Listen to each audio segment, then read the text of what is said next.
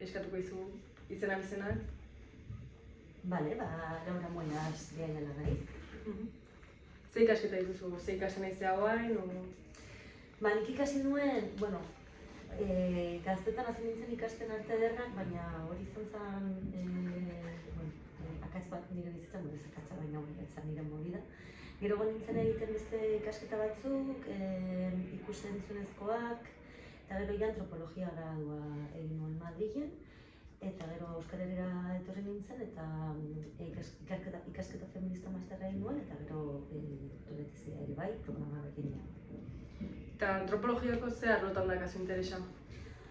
Betidanik interesatu izan zait gorputz antropologia, gero etnografia feministatik egindako ekarpena oso garrantzitsua izan da nire ikasketa prozesuan eta nire ikerketa prozesuan ere bai. Eta gero ere bai, nire tesiko ikerlana izan zen plazerra mugimendu feministatik ulertuta eta landuta.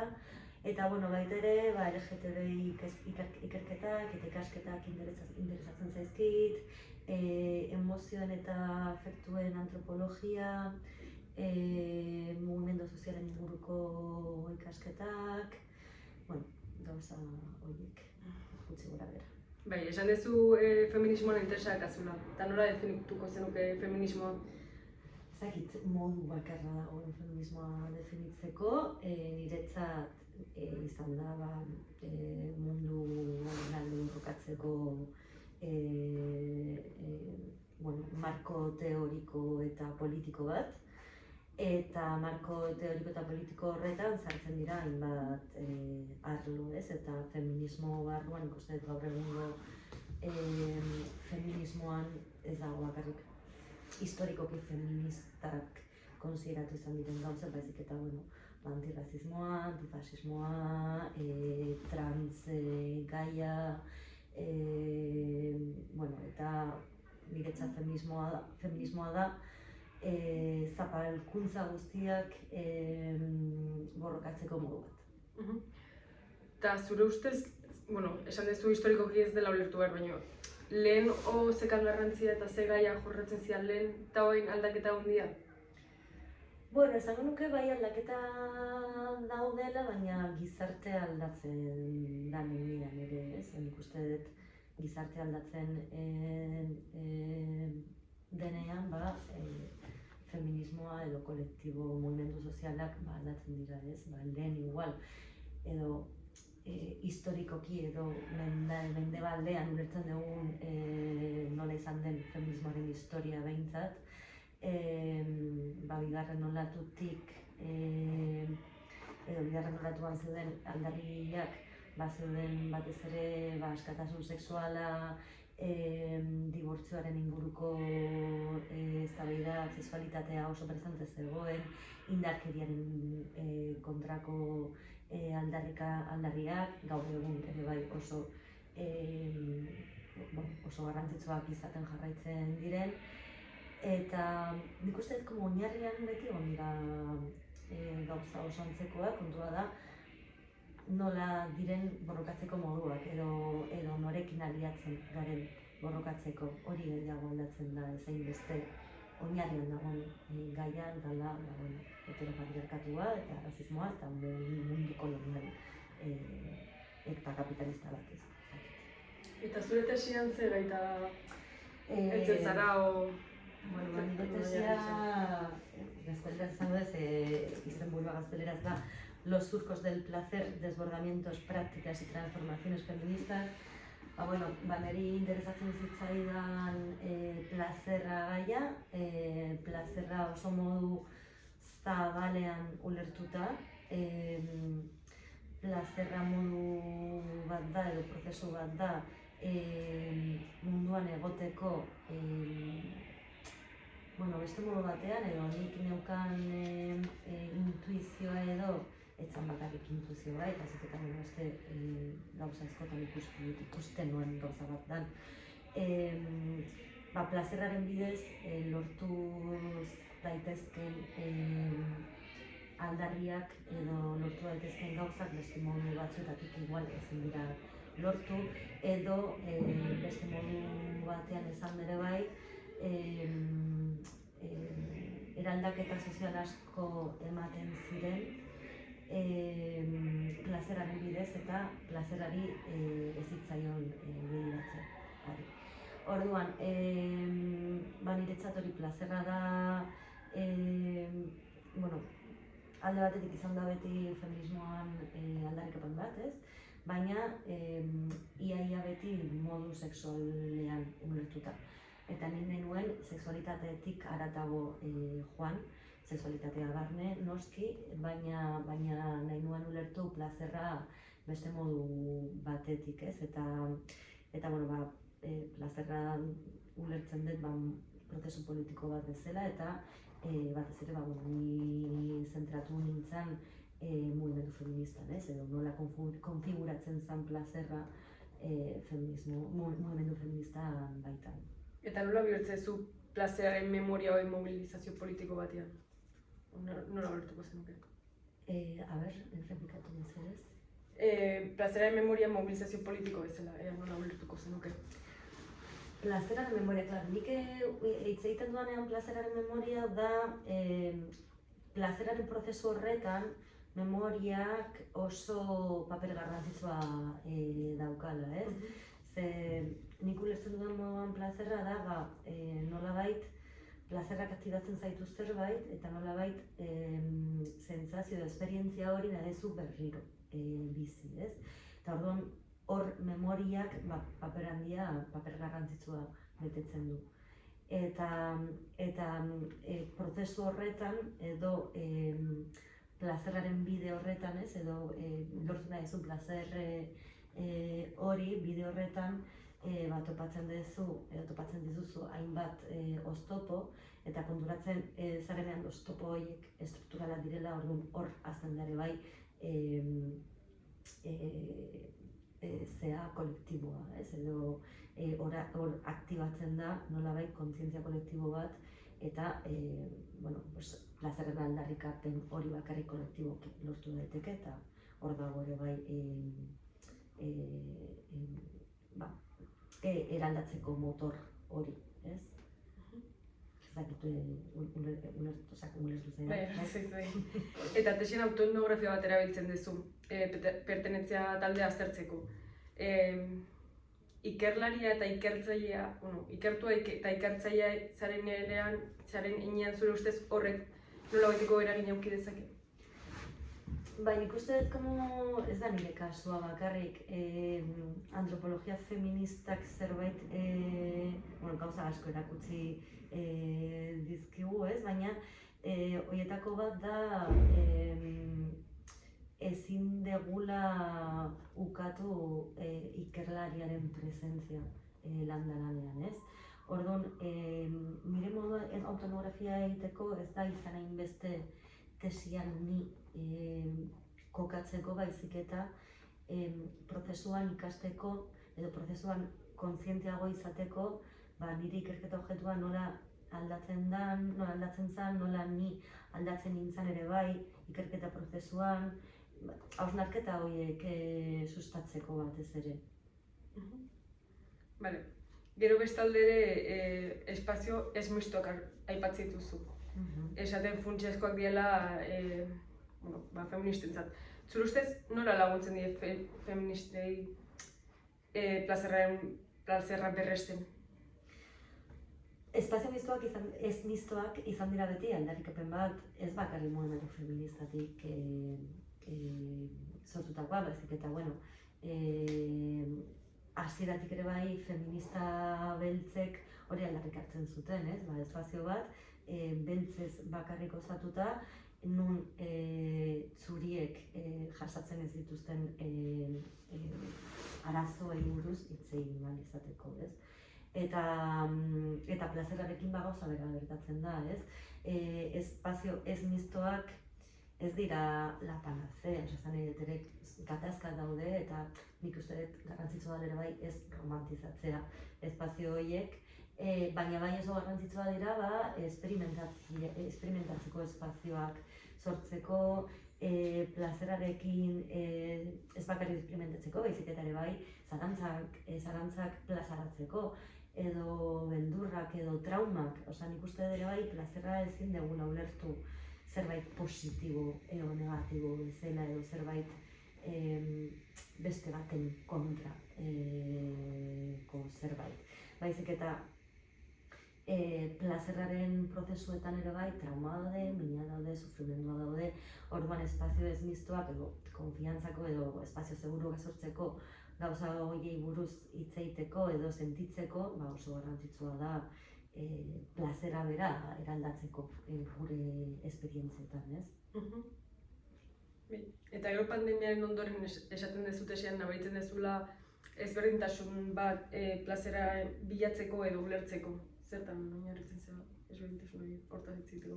Nik egin nuena testian, nire lana dago eginda pandemia aurretik. Igual nik hori dakat apuntatu. Orduan, ez baina kontatuko dizut. Pandemia aurretik egin nuen lana, baina idazketa prozesua iaia osoa izan zen pandemiaren bitartean edo pandemia ondoren. Orduan, egin nuena izan zen, nola... Claro, idazten ari nintzen bitartean, justo benden post-pandemia momentu horietan nun toke de queda pixka zegoen, edo espazioak mugatuta zeuden. Eta orduan nik nahi nuen nolabait pandemia islatuta egotea tesian. Eta orduan epilogoa egiteko eskatu nien lagun feminista batzuei, bidaltzeko audio bat. Eta audio horretan eskatu nien erlazionatzeko pandemia eta plazerra. Pandemia konfinamenduarekin lotuta, Eta orduan beraiek bidalitako audioekin nik egin nuen epilogoa. Eta nolabait izan zen, beraien esperientzietatik abiatuta, egin nuen errelato analitiko bat, baizik eta nolabait egoteko presente eta epilogoa beste modu batean bukatzeko. Zer ondore ditu autozaintzak edo autozaintzaren goraka kolektiboak? Zure ustez horrek egoismoa nolabait indartzen du o nola ulertuko zenukezuk? Karo, hori bai nola lertzen dugu egoismoa, ez? Nik uste dut oso garrantzitsua dela autozaintza kolektiborako, horrek ere arrisku batzu ditu, ez? Eta hori batez aipatzen dut aktivista batzuek esan den zutela, autozaintza bai, baina konpromisoa ere bai, ez? Orduan, horreka bat bilatu behar da, noski, jendea zaintzeko eta kolektiboak ere bai izateko jendea zaintzeko. Nik uste dut ere bai ezin dugula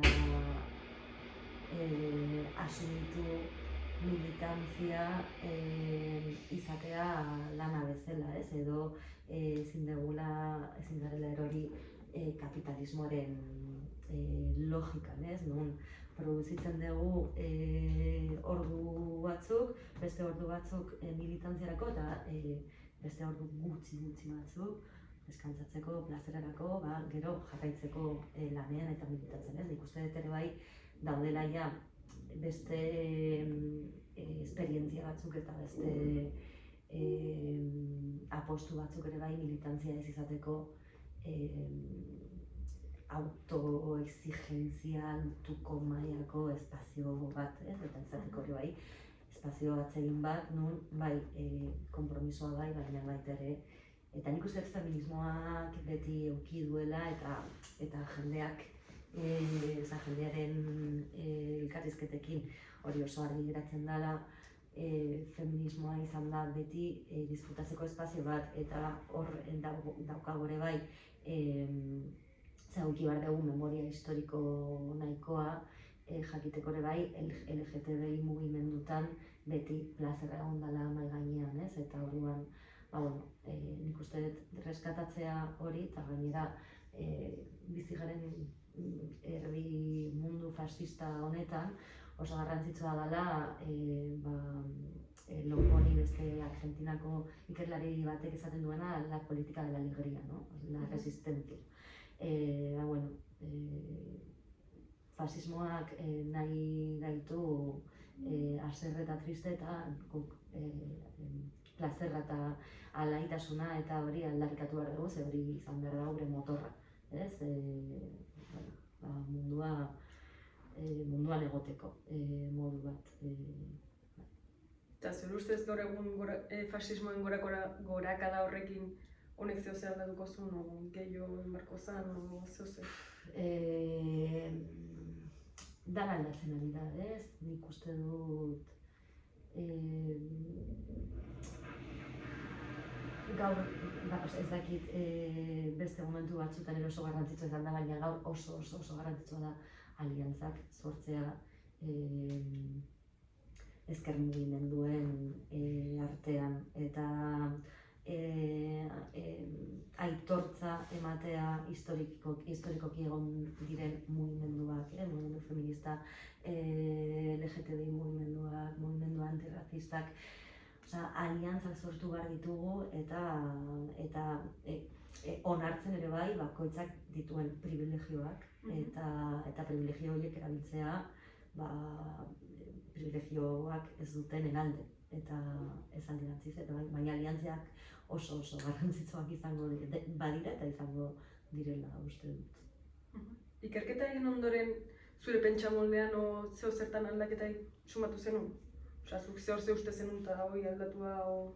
Ez dakit ondoren ikusten bitartean aldatzen doala denbora guztia, ez ikusten prozesu, olako ikerketa prozesu luze baten, eta nire oso luze izan zen, gora bera askorekin,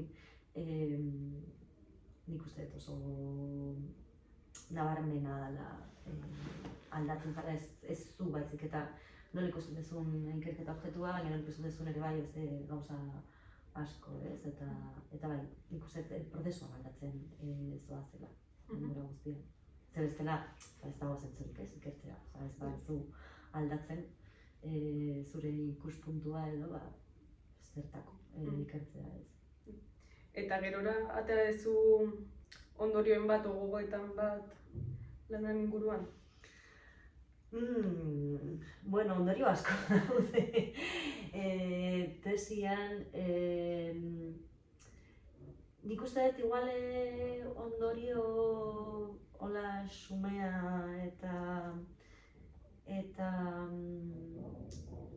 igual oso obvio eman daitekela, baina, bueno, igual ezan behar da, ez? Dala, plazerra beti egon dela politika askoren ez zentroan, baina bai barruan, ez? Eta, bueno, kontua da ber, ze begira da ematen dezun hori berreskuratzeko, eta bueno, hortik abiatuta ze beste aldaketa egin ditzakezun, plazerra benetan, plazerrari duen garrantzia edo balorea emateko, ez? Eta zehose aldatuko zenuke o ikertzeko moduren bat, o zehose? Zapila bat aldatuko nintzen.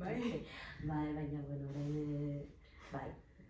orain ez da zentzurik horri heltzeko, baina bai, asko, eta normala den bezala, ez? Ikasten zoaz eta esaten duzu, jo, hau beste modu baten egin nuke edo... Adibidez bat emango zenuke? Saiatuko nintzateke igual konstanteago izaten, baina hori zauden momentuan zaude eta listo, ez? Baina, izaki, gauza txikiak igual, baina batzutan gauza txikiak aldatzen dute asko, ez? Bai, konstantzia edo... ez dakit. Igual hori gordiko dit, beste baterako. Eta ja azkenik eta bukatzeko, esperientziarik hola kontatzeko? Zeuzen markatu zizuna tesia egiten o... Pues a ver.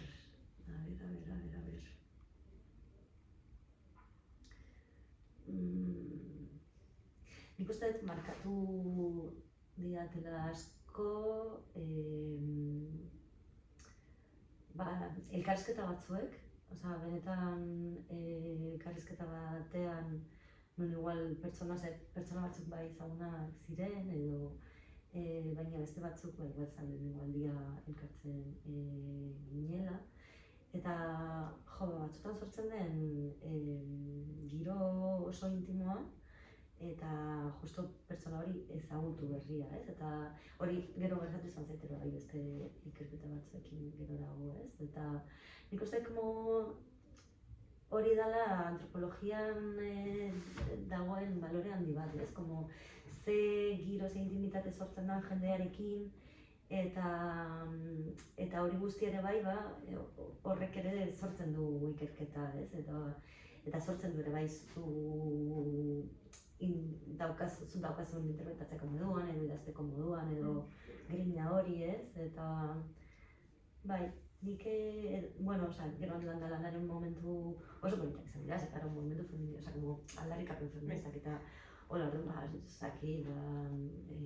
greba feministaren zeak edo gauza horiek oso markatuta geratzen dira, baina, markatzen dira ere bai modu pertsonalean, orduan. Ikerketaren ze baldin bada, elkarrizketa batzuk izango lirateke. Eskerrik asko izan da guztia. Pues ez horregatik.